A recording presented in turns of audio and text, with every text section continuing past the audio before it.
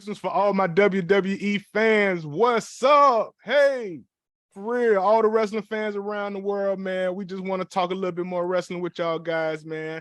We've been getting more involved or whatever, man. Subscribe to the channel, man. We see a lot of y'all not subscribed, man, but y'all like this wrestling. Come on, hey, for real, we can talk about this stuff all day. Yes, Jordan, sir. how you feeling? How you feeling about the wrestling, man? What we gonna talk about today? How you feeling today, bro? I'm gonna tell you what we're gonna do today. We're gonna do a cool topic. I felt like would be cool. If y'all think of a topic you want to talk about, let us know, man. If you want weekly WWE videos, subscribe to this Subscribe to the channel, please. Help us out. Help us out. We'd like to give you the content. Show the love back. Appreciate y'all. So today we're gonna go over the worst WWE superstars / gimmicks of all time. There have been a lot of them, to say the least. Too many to say here name. We'd be on all night talking about the shit, but just a few that stuck out to us in our opinions. Ones of recent memories, ones that got on a nerve, ones that just really, there was nothing special about them, whether they were bad in the ring, bad charisma, just bad. Like just nothing, weak. Yeah, right. Nothing good, nothing special about them. Sam, go ahead and kick this party off. Give me somebody real quick. You just think just wasn't happening. Bro, you know what I used to hate, man, back in the days? This might have been like the early 90s or whatever, man. They was trying to just put anything out there, whatever, before they had a lot of those great guys. Doink the Clown. One of the stupidest characters that I ever seen ever, bro, in the WWE.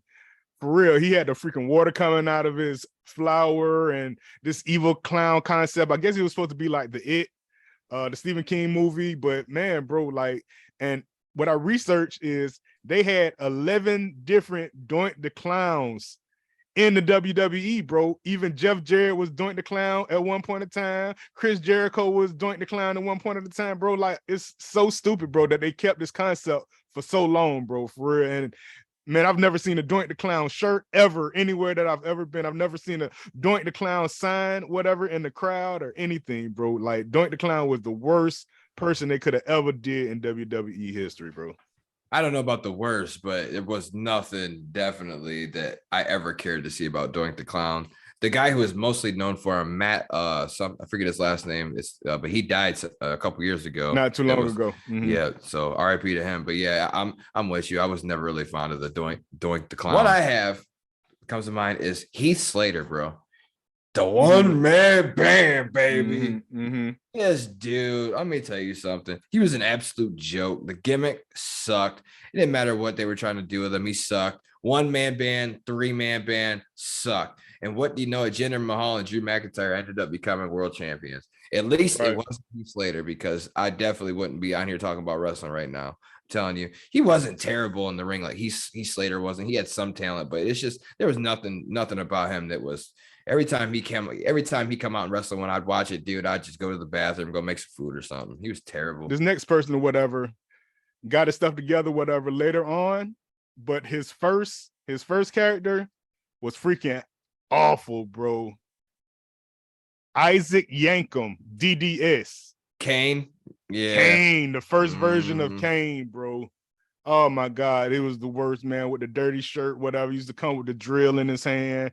Bro, that stuff wasn't going anywhere, man. Like, he had a little flash or whatever in the beginning or whatever, but man, I'm glad that they changed him to Kane, man, the big red machine, and then he turned into a freaking fire freaking superstar after that. Yeah, bro. That was definitely the best thing they did to salvage his career. And you know, in his defense, nobody ever comes out as a superstar. You're going to go through your gimmick, or at least your one gimmick. Name the most popular superstars in WWE history. You've all had your bad gimmick. Right. You know? At least back then. You know, it's not like now where people like Roman Reigns could just come from a tag team, hardly change up at all, still rely heavily on a tag team and strut your muscle and talk about acknowledge me, and then you're still you're pretty basic in the ring. You know, I'm not trying to knock Reigns, but that's just how it is, bro. You know what I mean?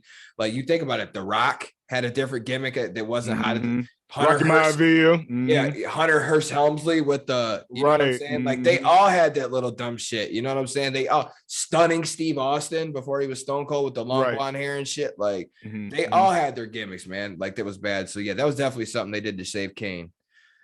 Check this one out. The Great Khali, dog, big for nothing. This man was big for nothing. absolutely no wrestling skills, no charisma, and no mic skills either, because his English was slim to none.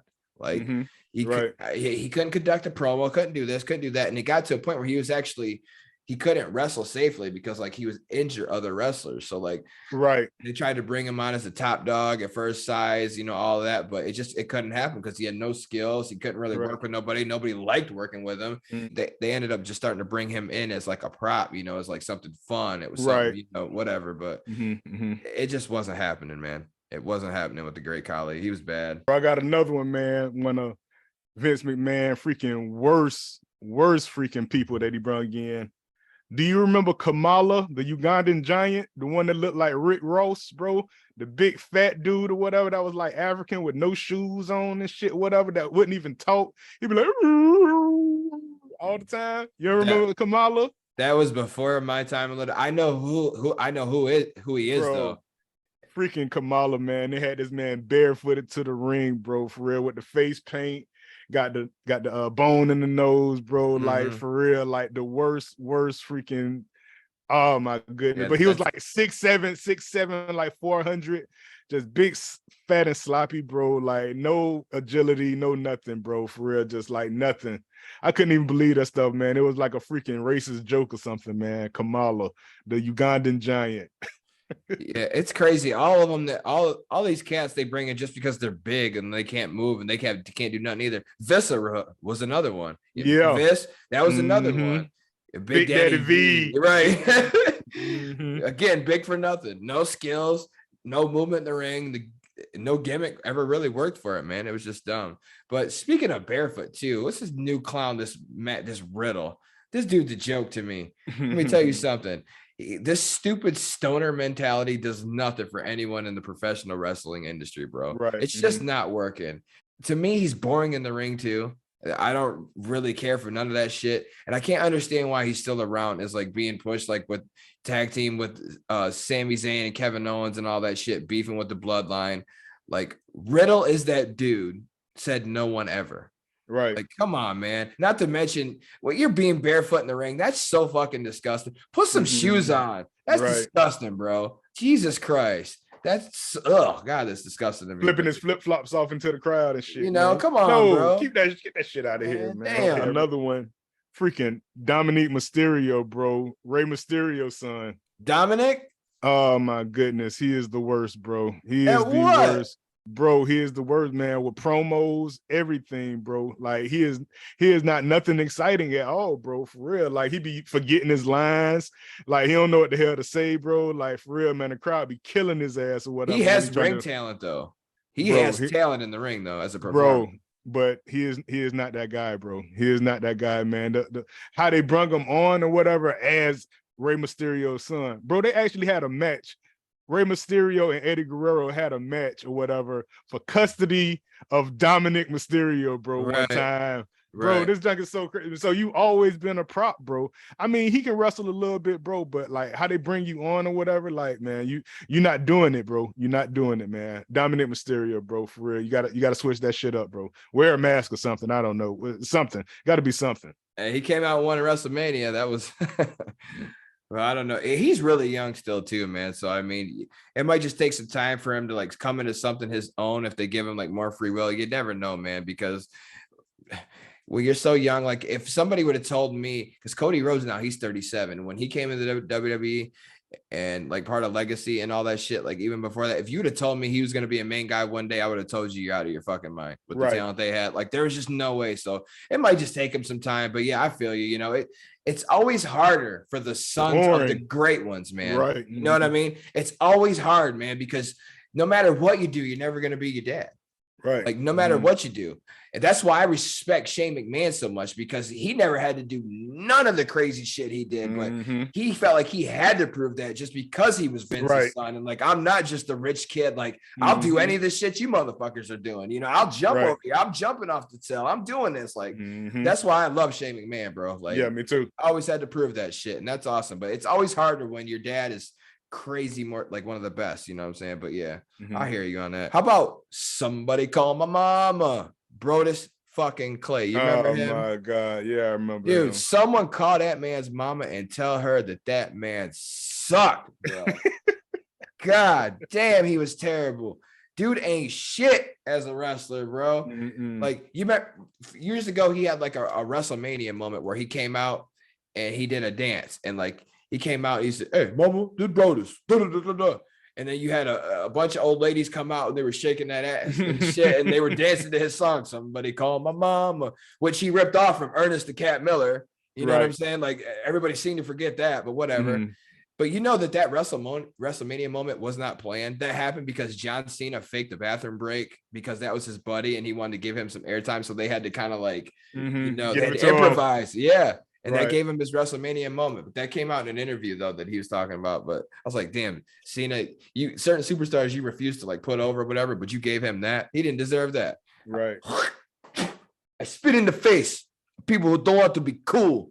Remember that Carlito, yeah, man. Come on, bro. I kind of like Carlito a little bit, man. I ain't gonna lie, man. He was funny, but I just he was a fake. He was a fake Razor Ramon type, though. You know what I'm saying? Like, right? And he wasn't a terrible wrestler. I just didn't. I wasn't fond of his gimmick, though. I just felt like with the apple, eating the apple. Like, there was just no room for you to be a top dog. But he was all right. I just wanted to. He was just got obnoxious, right?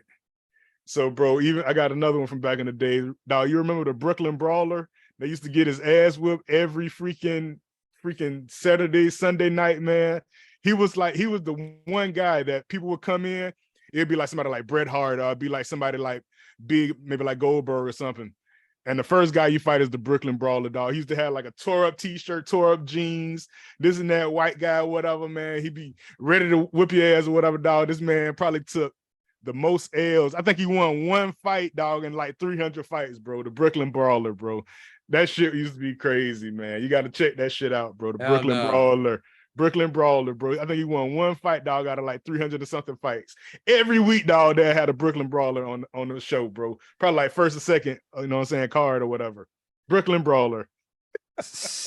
Sam, we hang out so much on here, man, that I think sometimes you forget I'm just significantly younger than you. It's That's okay. A little bit before my time. Hey, you gotta look this stuff up. I'll do my homework, though.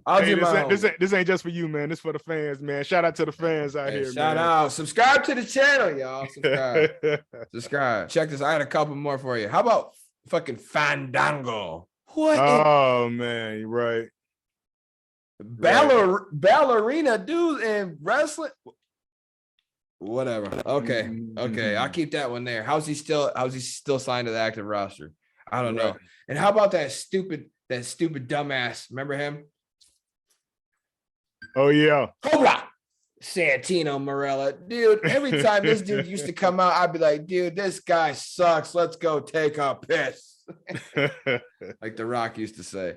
But that dude got on my nerves too, bro. How about Elias?